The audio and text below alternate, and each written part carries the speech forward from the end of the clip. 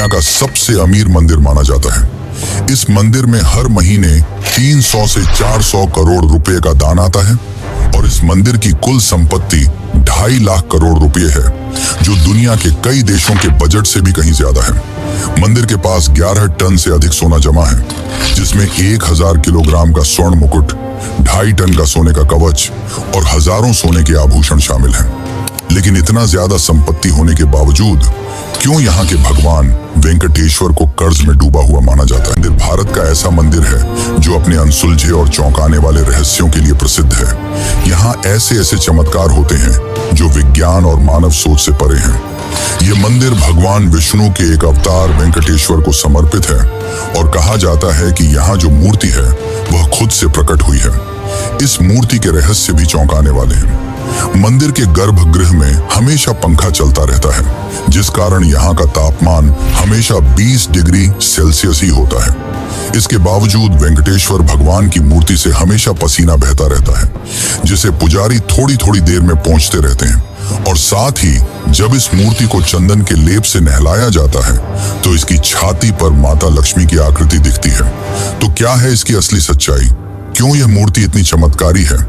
एक और चौंकाने वाली बात तो यह है कि मूर्ति का पिछला हिस्सा देखने की सख्त मनाही है। माना जाता है कि इसके पीछे से गुप्त सुरंगें हैं। 1937 में एक युवा पुजारी रामानुजाचार्य इस मूर्ति के पीछे गए और वहां उन्होंने जो देखा वह हैरान करने वाला था। आखिर उन्होंने ऐसा क्या देखा? मंदिर में मिलने वाले प्रसाद के पीछे भी एक बड़ी और रहस्यमयी कहानी छुपी हुई है। यहाँ हर दिन 3 लाख से 5 लाख लड्डू बनते हैं और सारे लड्डू का स्वाद और वजन एक समान होता है। परंतु उससे भी ज्यादा चौंकाने वाली बात तो यह है कि इस मंदिर में इस्तेमाल होने वाली सारी चीजें एक रहस्यमयी गांव से आती हैं, जो कि इस मंदिर से 23 किलोमीटर दूर है। लेकिन आज तक इस गांव में कोई नहीं जा पाया। आखिर इसके पीछे क्या रहस्य है? इस मंदिर में भगवान वेंकटेश्वर की मूर्ति के सामने एक दीपक 1000 वर्षों से जल रहा है, वह भी बिना तेल और बाती के। आखिर यह कैसे संभव है और किसने इस दीपक को जलाया? आगे जब मैं इस दीपक की सच्चाई बताऊंगा तो आप भी हैरान रह जाएंगे। अगर आप इस मंदिर में जाएंगे तो आपको एक प्रथा देखने को मिलेगी, वह है केश दान करने की। इस मंदिर में हर दिन हजारों श्रद्धालु अपने केश दान करते हैं, पर आखिर ऐसा क्यों? और चौंकाने वाली बात तो यह है कि वेंकटेश्वर भगवान की मूर्ति में लगा हुआ बाल असली है और कई हजार साल पुराना है। यह बाल न तो झड़ता है और न उलझता है। क्या यह विज्ञान है या कोई ऐसा चमत्कार जो हमारी समझ से परे है? अब सबसे मुख्य प्रश्न यह आता है कि मंदिर का निर्माण किसने और कब कराया? यह सबसे ज्यादा कठिन सवाल है जिसने इतिहासकारों को चौंका कर रख दिया है। 1987 में जब ASI यानी कि आर्कियोलॉजिकल सर्वे ऑफ इंडिया के इतिहासकारों ने इस मंदिर की उम्र पता करने के लिए कार्बन डेटिंग की, तो अचानक उनके सारे उपकरणों ने काम करना बंद कर दिया। तो क्या यह मंदिर अपने रहस्यों को सुरक्षित रखने के लिए खुद को बचाता है? मंदिर में की गई भविष्यवाणियां भी चौंकाने वाली हैं, जो आज सच हो रही हैं। माना जाता है कि मंदिर की कई ऐसी सच्चाइयां हैं जिन्हें आम लोगों से छिपाया जा रहा है। मंदिर के पास 11 टन से अधिक सोना है और वेंकटेश्वर भगवान की मूर्ति को पहनाया गया मुकुट ही 1000 किलोग्राम का है। लेकिन रहस्यमयी है इस मुकुट में लगी कृष्ण मणि, जो कि कोहिनूर से भी कहीं ज्यादा महंगी है। आखिर क्या है इस मणि की सच्चाई? क्या यह वही मणि है जिसका जिक्र विष्णु पुराण में कौस्तुभ मणि के रूप में किया गया है? ऐसे न जाने और भी कितने रहस्य हैं जो आपके कल्पना से कहीं परे हैं। लेकिन आज की इस डॉक्यूमेंट्री में हम आपको उन सारे रहस्यों की सच्चाई बताने वाले हैं, जो कि आपको न ही किसी किताब में मिलेगी और न ही इंटरनेट पर। इस डॉक्यूमेंट्री में हम उतरेंगे इतिहास के उन अंधेरे कुओं में जिसका रहस्य आप सबसे छिपाया गया है। ये अब चलते हैं तिरुपति बालाजी की रहस्यमयी यात्रा पर। बोलिए जय तिरुपति बालाजी। जाता है कि इस मंदिर का निर्माण विजयनगर साम्राज्य के महान शासक कृष्णदेव राय ने करवाया था, पर यह सच नहीं है। इस मंदिर में वेंकटेश्वर भगवान की मूर्ति कहां से आई और इस मंदिर का निर्माण कब और किसने कराया, यह जानने के लिए हमें एक पौराणिक कथा को समझना होगा। इस कथा के अंत तक आपको मंदिर के रहस्यों की आधी सच्चाई खुद ब खुद समझ आ जाएगी।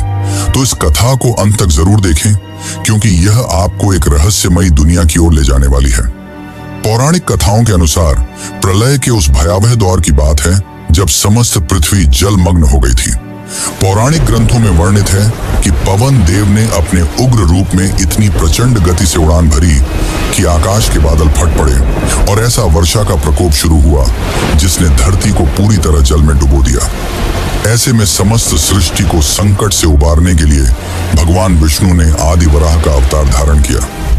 उस दिव्य वराह ने अपने विशाल दांतों से संपूर्ण पृथ्वी को जल के गर्भ से बाहर निकाला और उसे पुनः स्थापित किया। इसके बाद सृष्टि पर पुनः जीवन का निर्माण करने के लिए ब्रह्मा जी ने विष्णु जी से अनुरोध किया कि वे यहीं रुकें, जिसके बाद विष्णु ने अपने वराह रूप को परिवर्तित कर एक नया दिव्य स्वरूप धारण किया। 4 भुजाओं वाला एक तेजस्वी स्वरूप जो साक्षात भगवान विष्णु का ही रूप था। इस स्वरूप में वे भूदेवी के साथ तिरुमला की पहाड़ियों पर निवास करने लगे। यहाँ उन्होंने मानव जाति को ध्यान योग और कर्म योग का ज्ञान देना शुरू किया। समय बीतता गया और कलयुग का आगमन हुआ।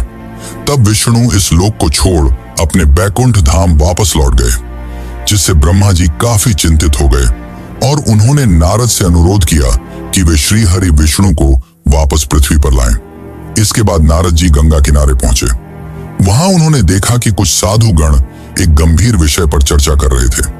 वे यह निर्णय नहीं कर पा रहे थे कि उनके यज्ञों का फल किस देवता को अर्पित किया जाए। तब नारद मुनि के सुझाव पर महर्षि भृगु ने त्रिदेव की परीक्षा लेने का निश्चय किया। सबसे पहले वे ब्रह्मा के पास गए, पर उस समय ब्रह्मा अपनी सृष्टि के निर्माण कार्य में व्यस्त थे, जिससे महर्षि काफी क्रोधित हुए और वहां से चले गए। जिसके पश्चात महर्षि शिव जी के पास पहुंचे। भगवान शिव ने जैसे ही महर्षि भृगु को देखा, वे प्रसन्न होकर उनका आलिंगन करने के लिए आगे बढ़े, किंतु भृगु ने उनके आलिंगन को स्वीकार करने से इनकार कर दिया और कहा, हे महादेव, आपने सदैव ही धर्म और वेदों की मर्यादाओं का उल्लंघन किया है। आप दुष्ट राक्षसों और असुरों को ऐसे वरदान देते हैं जिससे संपूर्ण सृष्टि को संकटों का सामना करना पड़ता है। इसीलिए मैं आपका आलिंगन स्वीकार नहीं कर सकता। ये सुनकर शिव क्रोधित हो उठे, किंतु माता पार्वती ने उन्हें शांत कर दिया। अंत में महर्षि भृगु बैकुंठ पहुंचे, जहां भगवान विष्णु शयन कर रहे थे और देवी लक्ष्मी उनके चरण दबा रही थी। भृगु ने क्रोध में आकर भगवान विष्णु की छाती पर जोरदार लात मारी, किंतु विष्णु ने शांत भाव से उठकर न केवल महर्षि से क्षमा मांगी, बल्कि उनके चरण दबाने लगे और पूछा, महर्षि, आपके कोमल चरणों को मेरे कठोर हृदय से चोट तो नहीं लगी?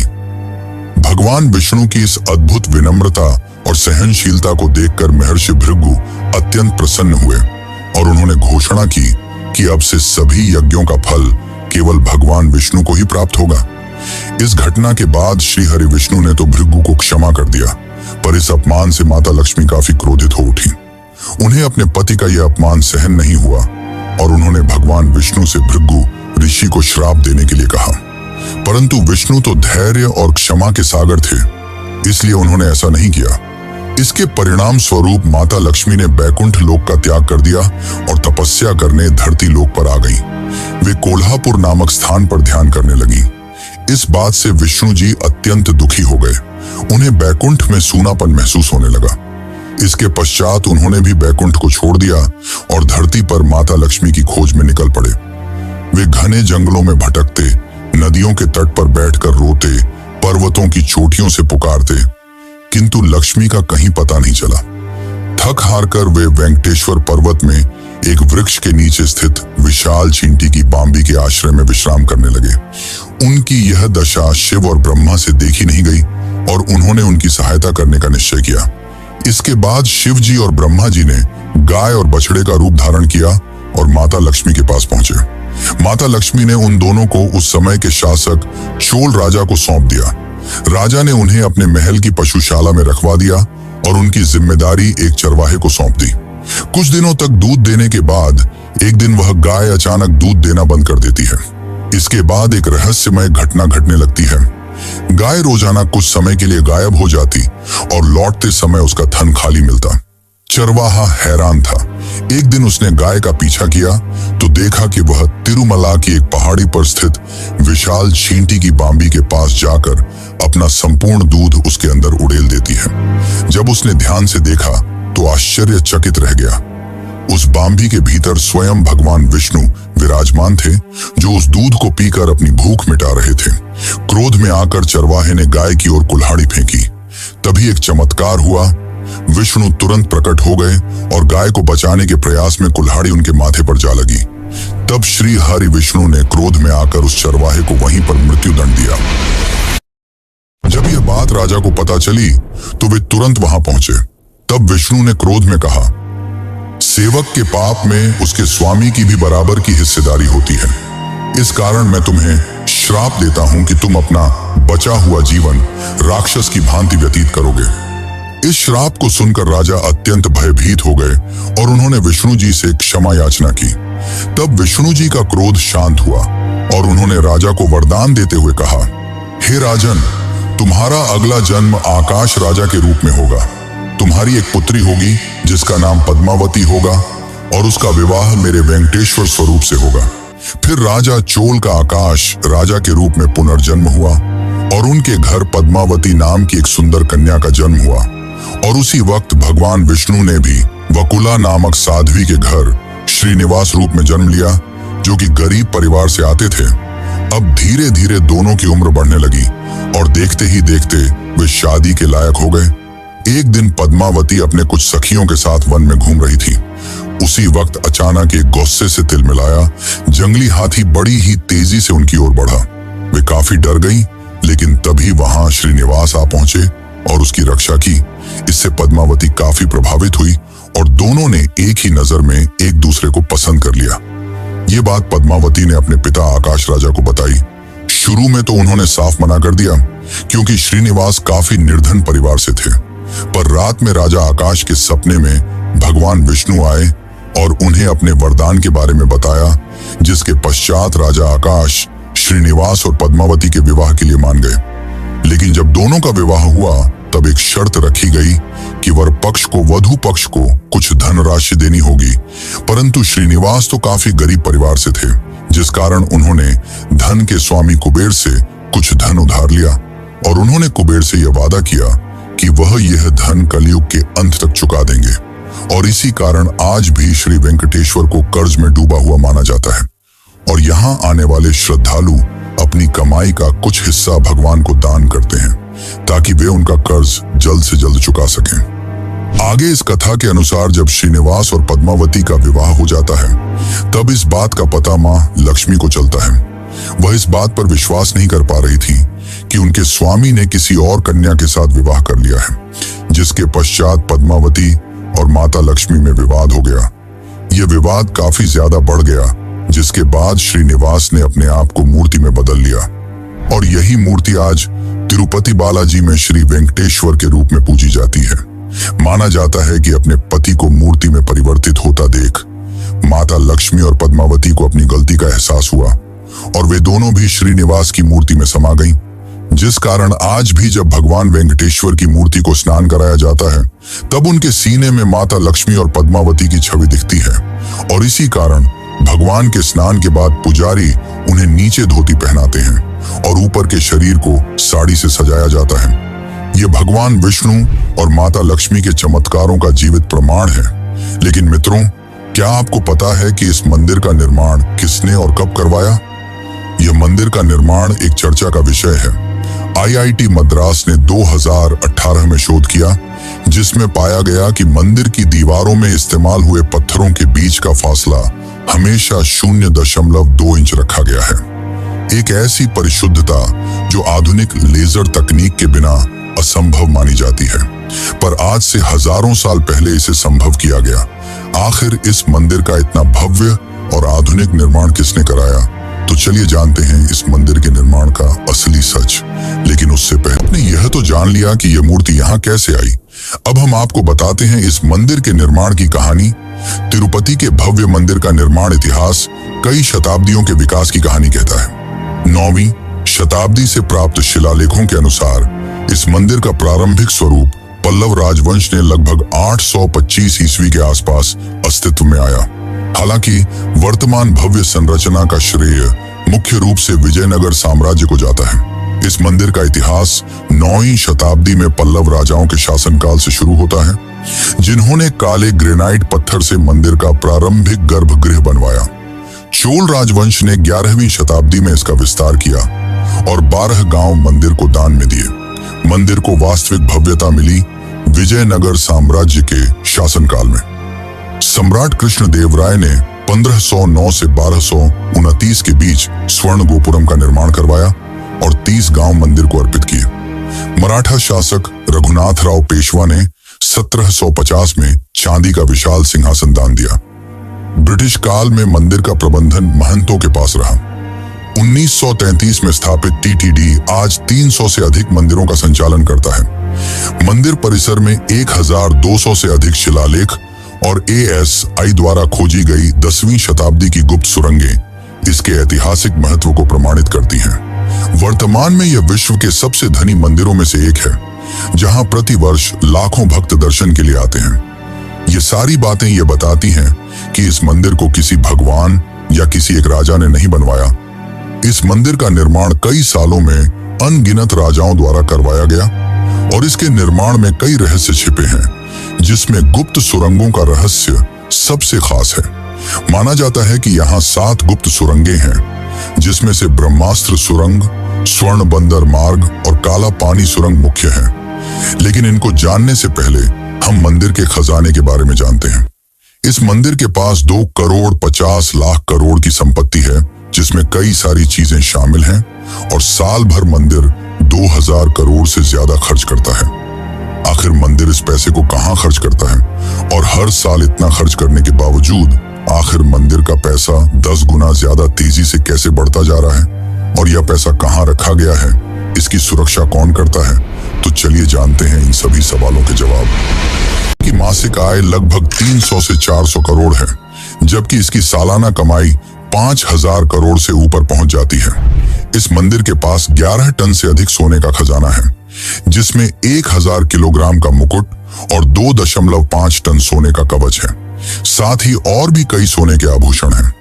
2022 में एक भक्त ने 1000 किलो सोना दान किया, जो एक ही दिन में किसी मंदिर को मिला सबसे बड़ा दान बन गया।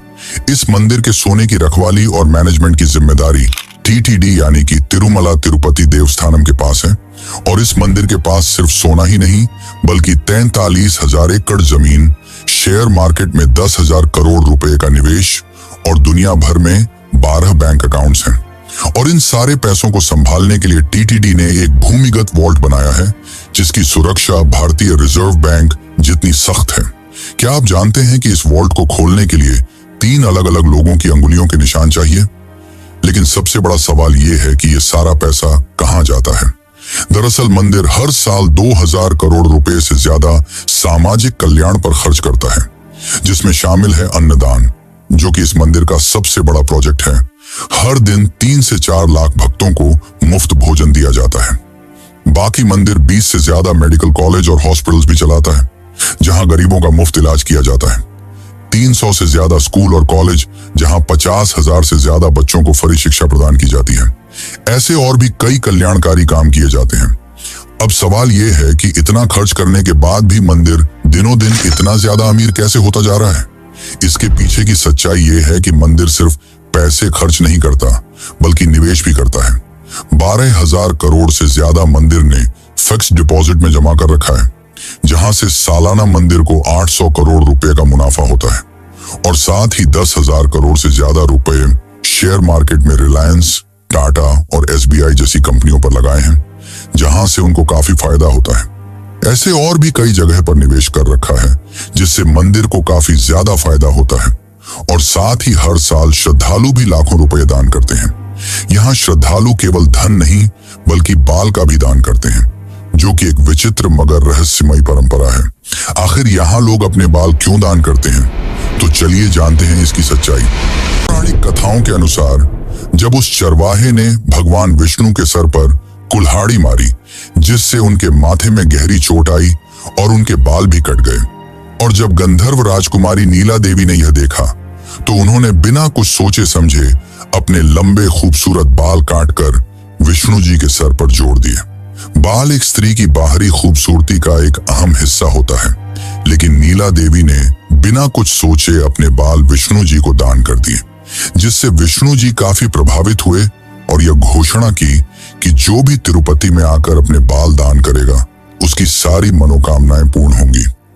इस कारण वर्ष आज भी बड़ी संख्या में भक्त यहाँ आते हैं और अपने बाल दान करते हैं। माना जाता है कि यहाँ की वेंकटेश्वर भगवान की मूर्ति में जो बाल हैं वो नीला देवी के ही हैं, जो कि हजारों सालों से जिंदा हैं। ये ना तो झड़ते हैं और न ही उलझते हैं। जब भक्त मंदिर में केश दान करते हैं तो यहाँ के कर्मचारी उन बालों को इकट्ठा करते हैं, फिर उन्हें धोकर और साफ करके हेयर विग्स और हेयर एक्सटेंशन बनाए जाते हैं और बाद में इन्हें बेच दिया जाता है। इन बालों को विदेशों में बेचकर मंदिर महीने के लगभग 20 लाख रुपए कमाता है, क्योंकि माना जाता है कि विदेशों में भारतीय बालों की काफी ज्यादा डिमांड है। अब हम जानने वाले हैं वो रहस्य जो विज्ञान और आपकी सोच से परे है, मूर्ति के पीछे का रहस्य। आखिर क्या है इसके पीछे और क्या है गुप्त सुरंगों का रहस्य, तो चलिए जानते हैं। और अगर यहां तक देख ही चुके हो तो कमेंट में बालाजी महाराज की जय जरूर लिखें। 1937 की वो भयावह रात जब एक युवा पुजारी रामानुजाचार्य ने जिज्ञासावश मूर्ति के पीछे झांकने की कोशिश की। अगले ही दिन उसकी आंखों की रोशनी चली गई और जुबान लकवाग्रस्त हो गई। आज भी मंदिर के रिकॉर्ड्स में यह घटना दिव्य शाप के रूप में दर्ज है। क्या ये सच में कोई अलौकिक घटना थी या फिर मूर्ति के पीछे छुपा है कोई ऐसा रहस्य जिसे मानव आंखें नहीं देख सकती? इसे लेकर वाल्मीकि रामायण में एक चौंकाने वाला तथ्य मिलता है, जिसके अनुसार मूर्ति का पिछला हिस्सा ब्रह्मांडीय ऊर्जा का केंद्र है। इसे वैकुंठ का द्वार कहा गया है, जहां से आध्यात्मिक और भौतिक संसार जुड़ते हैं। मंदिर के वरिष्ठ पुजारी श्रीनिवासाचार्य ने 2018 में एक इंटरव्यू में बताया, रात के समय जब मैं अकेले गर्भगृह में होता हूं तो मूर्ति के पीछे से किसी के सांस लेने की आवाज सुनाई देती है, जैसे कोई जीवित हो। इसके साथ ही 2005 में एक पुजारी ने दावा किया कि उसने मूर्ति के पीछे एक नीली रोशनी देखी और फिर 2011 में इंफ्रारेड कैमरा लगाने की कोशिश की गई, लेकिन वो अचानक फेल हो गया। 2019 में IIT मद्रास के वैज्ञानिकों ने एक चौंकाने वाला खुलासा किया, जिसके अनुसार मूर्ति का पिछला हिस्सा रेडियो एक्टिव गुण दिखाता है, जिस कारण जब मूर्ति पर लाइट पड़ती है तो वहां अजीब तरंगें गूंजती हैं। पर यह केवल एक थ्योरी है, इसकी असली सच्चाई विज्ञान आज भी नहीं समझ पाया। लेकिन धर्म ग्रंथों के अनुसार यहाँ दूसरे लोक में जाने के लिए कई गुप्त सुरंगें हैं। जनवरी 2022 रात के 2 बजे जब ASI की एक टीम ने मंदिर के नीचे गुप्त सुरंग का दरवाजा खोला तो उनके सामने जो हुआ वह आज भी राज का विषय है। जैसे ही उन्होंने अंदर कदम रखा, सभी टॉर्च एक साथ बंद हो गए और उनके रेडियो डिवाइस से एक अजीब सी सिसकी की आवाज आई। अगले ही पल टीम लीडर डॉक्टर रवि ने खुदाई रोकने का आदेश दे दिया। क्या उन्होंने वहां कोई अलौकिक शक्ति देखी थी या फिर कोई ऐसा प्राचीन रहस्य जिसे दबाना जरूरी था? धर्मशास्त्रों के अनुसार यहाँ 7 सुरंगें हैं, जिसमें से 3 मुख्य हैं। पहली ब्रह्मास्त्र सुरंग। माना जाता है कि इस सुरंग के अंत में एक ऐसा शक्तिशाली अस्त्र है जिसे इस्तेमाल करने वाला सबसे ज्यादा शक्तिशाली बन जाएगा। 1993 में ब्रिटिश इंजीनियरों ने इसे खोजने की कोशिश भी की थी, लेकिन उस खोज के दौरान 5 इंजीनियर रहस्यमयी रूप से गायब हो गए, जिसके बाद उन्होंने यह खोज रोक दी। दूसरी सुरंग है स्वर्ण बंदर मार्ग। माना जाता है कि विजयनगर साम्राज्य के राजा कृष्णदेव राय ने यहाँ 500 टन सोना छिपाया था, और जब 2018 में ग्राउंड पेनेट्रेटिंग रडार सर्वे किया गया तो यहाँ कई अकल्पनीय और अद्भुत धातुएं मिली। अब तीसरी सुरंग, जिसे काला पानी सुरंग कहा जाता है, इसके अंदर एक अज्ञात काले पानी जैसा तरल पदार्थ भरा हुआ है, जिसकी 2001 में सैंपल लिया गया, और जब लैब टेक्नीशियन ने इसकी जांच करने की कोशिश की तो उनकी आंखों की रोशनी चली गई।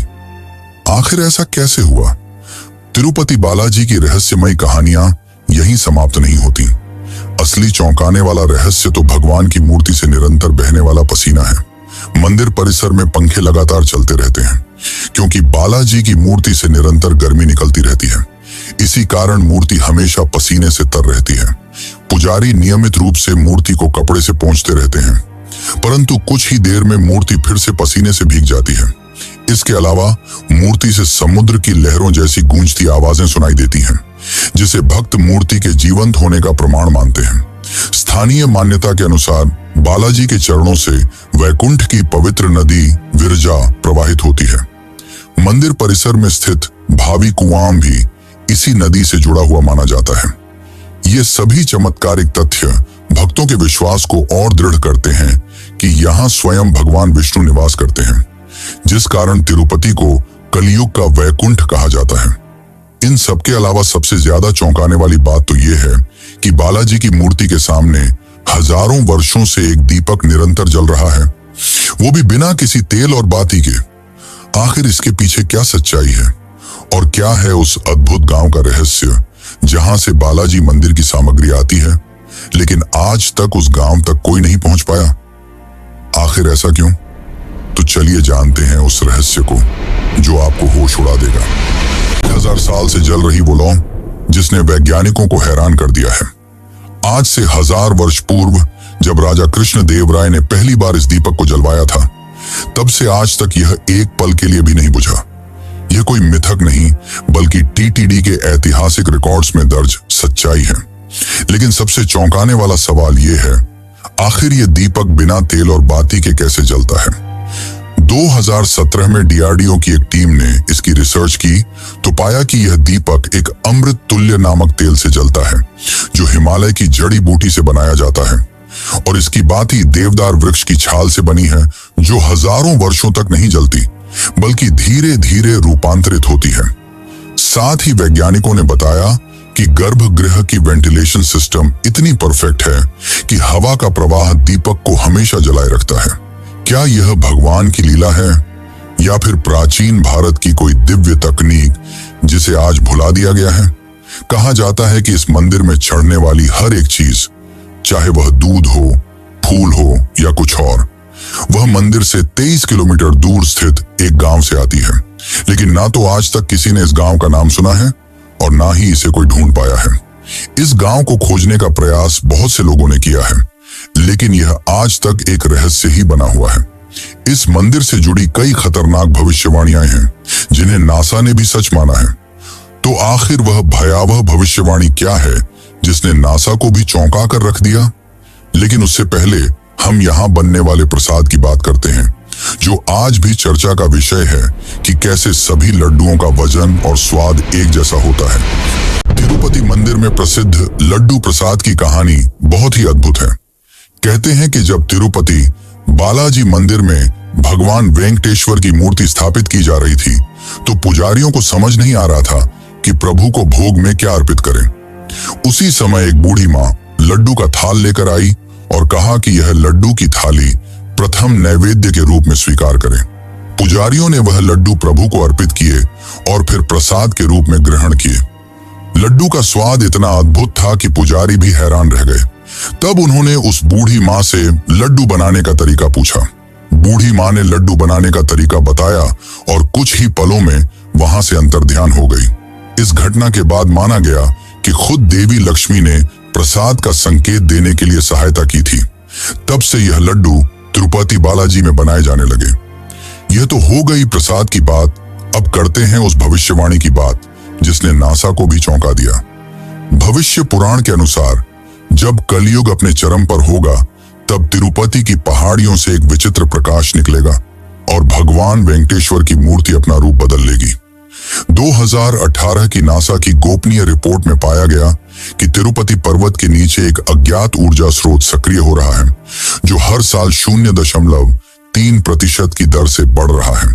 वैज्ञानिकों का मानना है कि यदि यही गति बनी रही तो सन 2035 तक यहां से एक विशाल चुंबकीय तूफान उठ सकता है, जो कि काफी खतरनाक और भयावह होगा। 2020 में नासा के प्रोजेक्ट गरुड़ के तहत तिरुपति पहाड़ियों का अध्ययन किया गया, जिसके लीक हुए दस्तावेजों के अनुसार यहाँ की चट्टानों में एक अज्ञात धातु मिली, जो अंतरिक्ष में पाए जाने वाले उल्कापिंडों जैसी है।